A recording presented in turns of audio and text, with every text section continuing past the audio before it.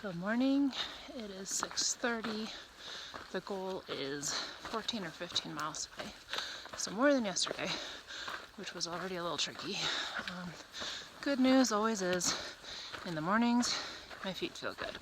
So kind of take that to mean that I didn't completely screw them up the day before. In 4.5 miles is Mike's place, so planning on having a longer break there. Secretly hoping for some breakfast, but I don't know if they will be having that or not. But at the very least, water is something very, very appreciated.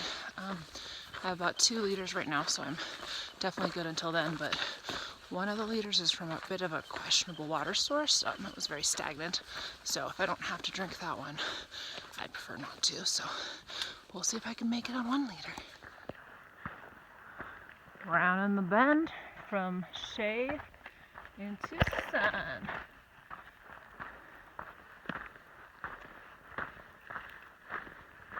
It's all gonna warm up from here. These are really cool rock fields. Just spread everywhere. I'm guessing these mountains used to be a lot taller a while back.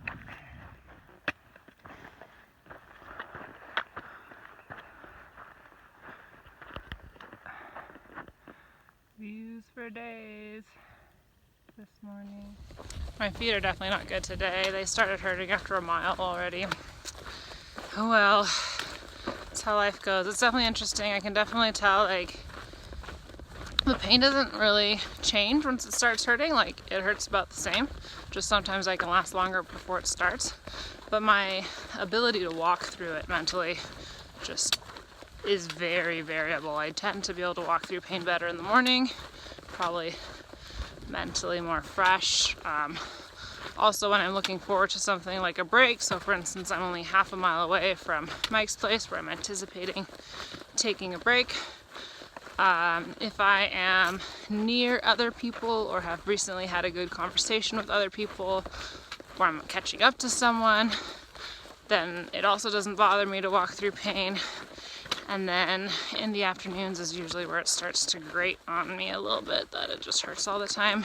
And also if I haven't seen another human being in a very long time, then I think I'm like emotionally drained, and then that adds on to it. So I don't know. It's interesting. I think one thing the trail is teaching me is reality versus expectations. And just letting go of the expectations. Because I think when I get into the most mental distress or trouble is when I decide, like, okay, I'm going to take a break in 3 miles, and then it really starts hurting in 1 mile, and then I get so frustrated and I don't want to take a break early and I'm pushing through it, and that's when it's the worst. Versus if I can just let go of expectations and just focus on, hey, it hurts right now, so take a break right now, then it's a lot more pleasant for me. Sorry, I know I talk about my feet a lot, but the reality is my hiking is injured, so my feet are going to come up because it's a pretty defining feature of my hike, and I'm just trying to still have fun and be able to hike despite it. But it's definitely something that exists still. Wow, I turned a corner and it came very unexpectedly. Hopefully they're awake already.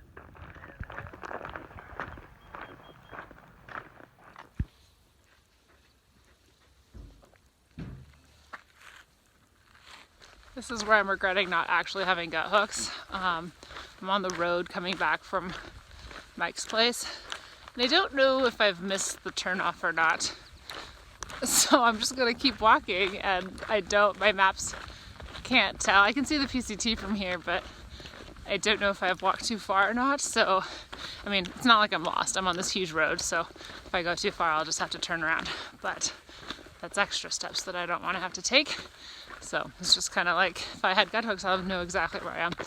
But the other app doesn't exactly do that for off trail. So anyways, it happens. I'm not lost. It's all good.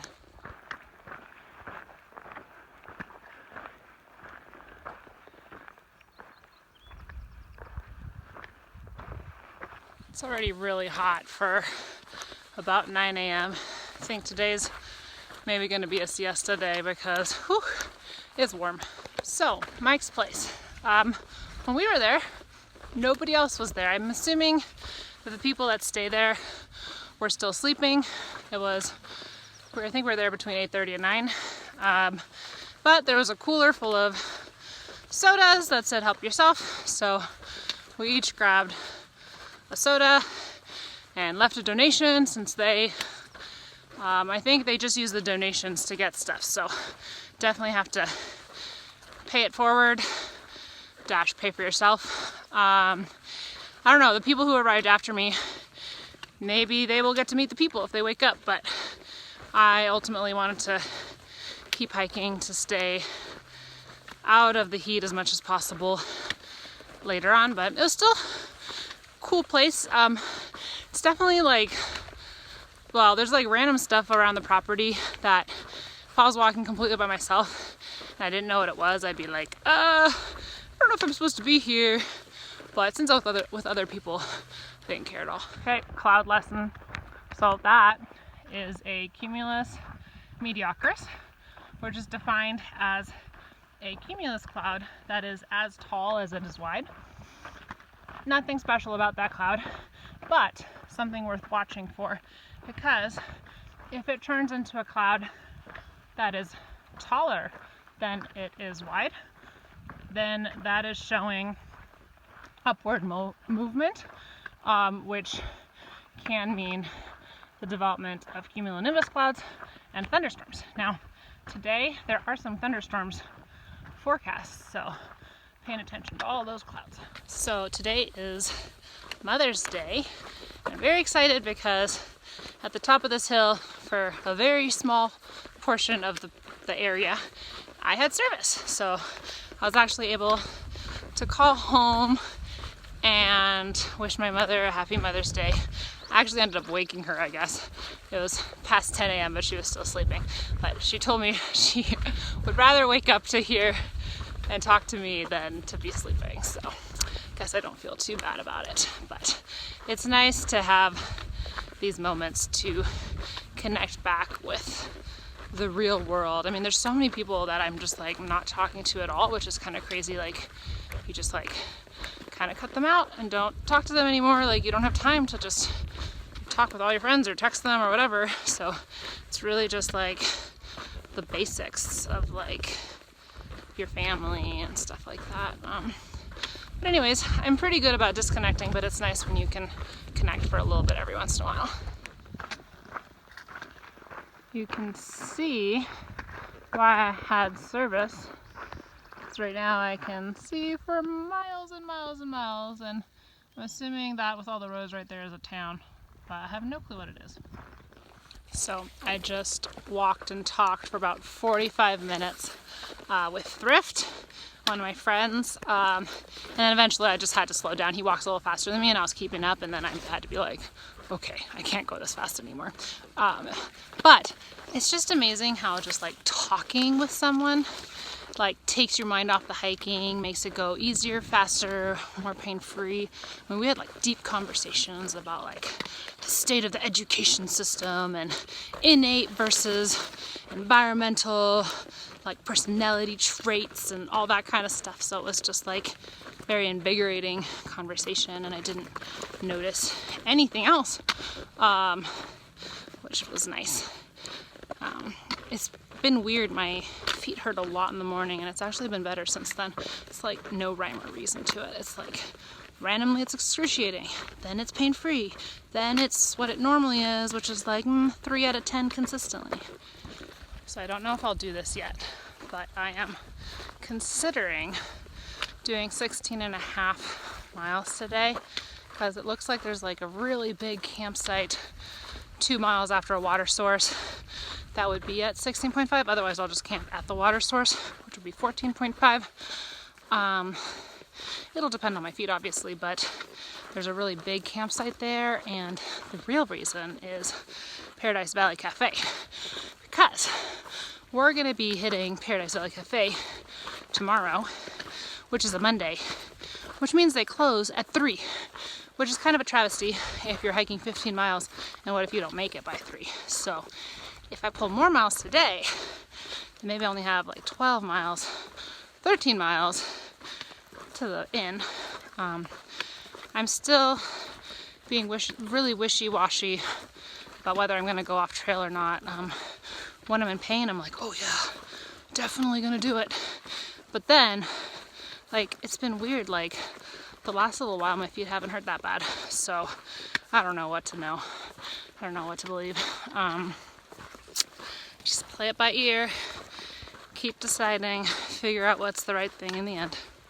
I got time though. This is torture. I want to be over there, underneath this cloud.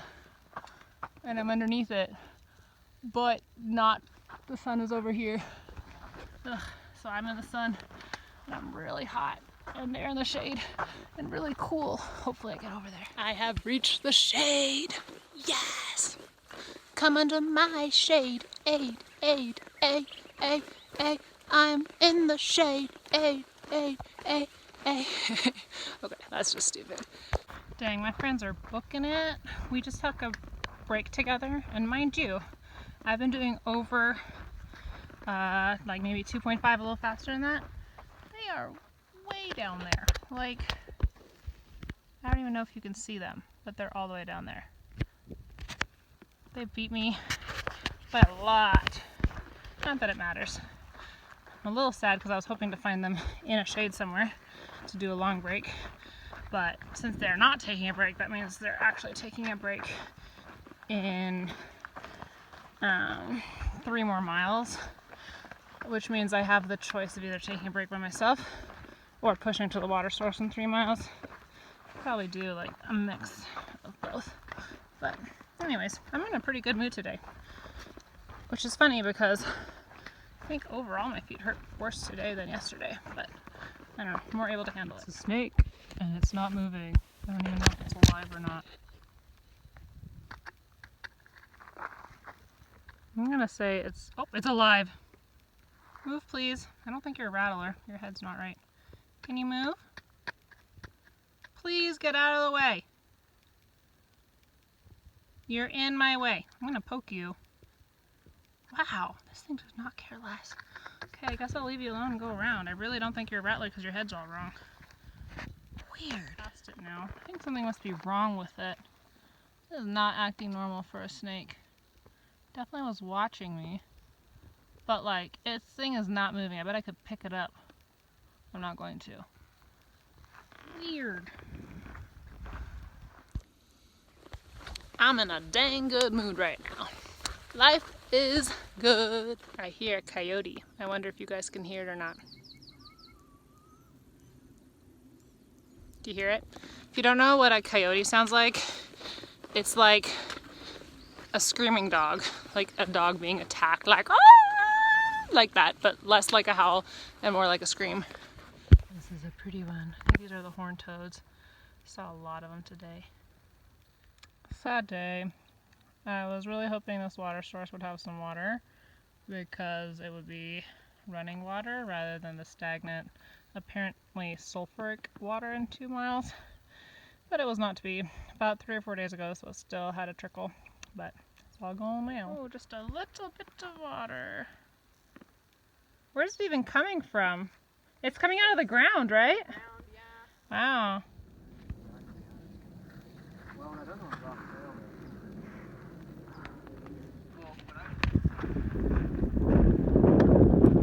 Cumulonimbus.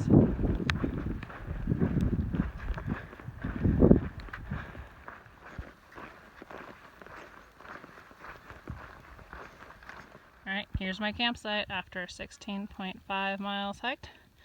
Got a nice little spot protected by 3 sides. And there's a huge area for tents. Somehow I pitched it really, really tight today, but that's fine.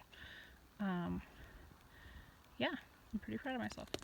Alright, so I made it to camp, 16.5 miles. Feeling pretty proud of myself. Feet definitely hurt, but it kind of today, like it didn't always hurt in the same spot. So sometimes it would hurt in my heel, sometimes in my arch, sometimes in my like foot pad. So I kind of started thinking like maybe I'm not doing damage to it, and maybe it's just kind of like regular I've been walking on my feet all day pain. Today, I mean in past days it's definitely been the arches and plantar fasciitis, but today, I don't know, like there's probably still some elements of plantar fasciitis for sure, but today it definitely felt just kind of like, hey, my whole foot hurts. So it kind of felt like I could keep pushing, because it didn't, even though it really hurt, it didn't feel like I was doing damage. Not sure if you can hear that, but my namesake is outside. Cumulonimbus clouds. So I'm hiding in my tent. Nothing is set up. It's just an empty floor. But, yep. I am feeling proud of myself, and I hope that tomorrow morning my feet are okay, because that'll be the big test. If they're destroyed tomorrow, then I know that I shouldn't have pushed that hard. This is insane! So first of all, my rain fly is leaking through the seams. I did not seam seal it before coming. Honestly, didn't see the need because I didn't think it was going to rain this hard. So I have to like hold my tent in to try to keep it from landing in my tent. And it's mostly working. I also had to move my pack inside because it's leaking through the fly pretty heavily. So I just holed up in here.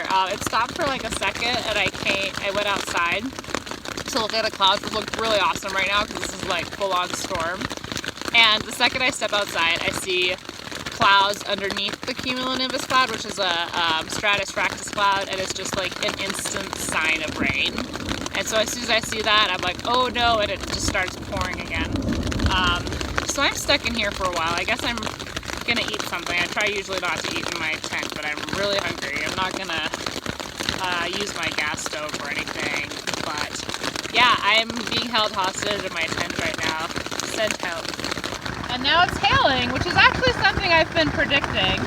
So, fun fact about hail, the way it forms is when there's a lot of updraft. As the rain falls, it gets pushed up basically to the cirrus level of clouds, where it freezes, and then it falls down again, but the wind updrafts it up again, and it adds a new layer, and so each time it goes in a circle, circle, circle, and the more it circles, the bigger it gets. So if there's a bigger updraft, then gravity will hold off for longer, and otherwise it falls down as rain. So we're having some serious updrafts happening up there right about now. We're in some weather.